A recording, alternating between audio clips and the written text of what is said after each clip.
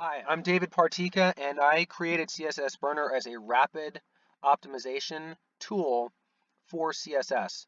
Now, I'd like to go over with you today some strategies for optimizing your CSS using the statistical analysis, and in particular, one function within statistical analysis.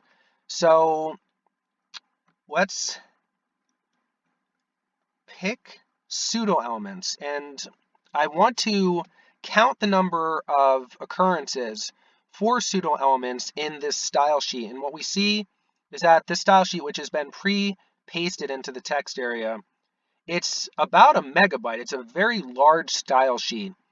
And I want to show you today how you can use statistical analysis and a simple counting function to give you some more insight into the style sheet and how you might be able to use it to your benefit, ways you might be able to think about the data that you get. So let's analyze this. We click on the Analyze button, and we wait a couple seconds, and this is on my local system, so on a web server it will be faster, but it's still very fast.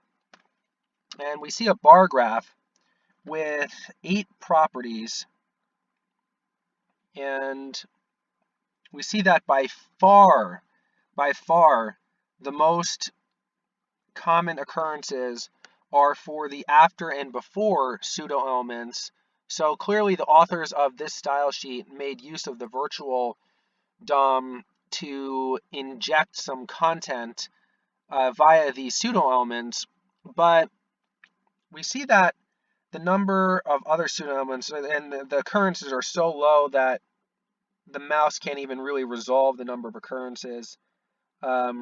See, for example, Moz, focus, enter. Some of these prefixed pseudoelements have been used, and the browser support might not be 100% for all of these.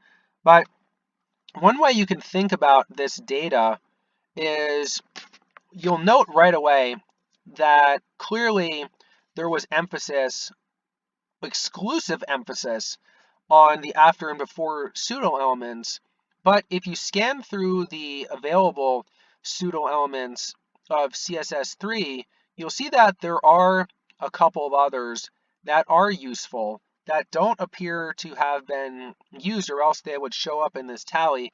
So, for example, the selection pseudoelement, if you want to highlight a certain region of text in a different color or a different style than other regions, there's no use of selection. There's no use of the unprefixed placeholder. We see that Moz placeholder is used, but there's good coverage now, browser coverage, for just the unprefixed placeholder.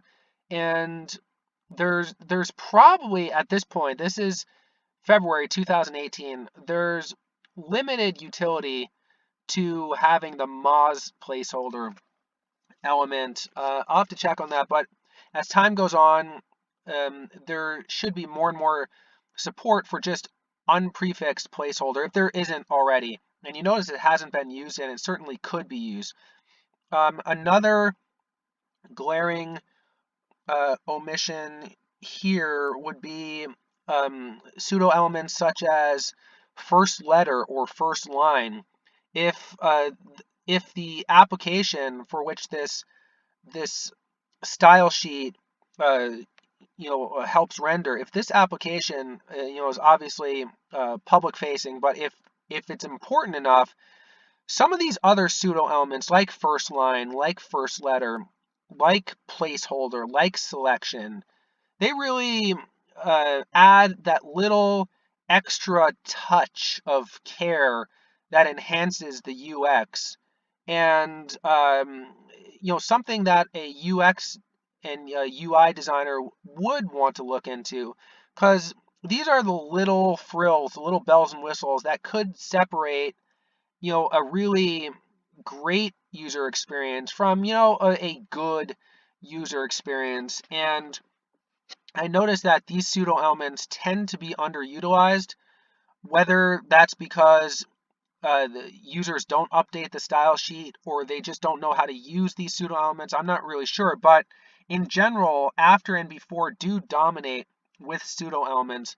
So what this data tells me is that, like other pseudo style sheets, the other pseudo elements, as I mentioned, the placeholder, selection, first line, first letter, these pseudo elements, which really can help beautify the application and enhance the UX, they're not used. And so this data tells me, or would tell the designer of the style sheet, whoever that is, or for your style sheet would tell you that there could be opportunities to just, to just beautify and touch up the the presentation layer a little bit and help really maximize that UX. So that's what I find that this data tells me.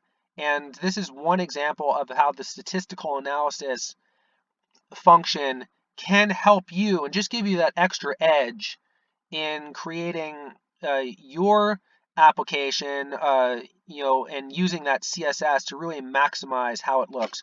So if you found this video helpful, please uh, give it a thumbs up, and if you have not subscribed to the Optimized CSS channel, please do so. I try to create fresh content every week, whether it be strategies to help you with your CSS, or how you could use CSS Burner, or just general help videos. So be on the lookout for new videos very soon.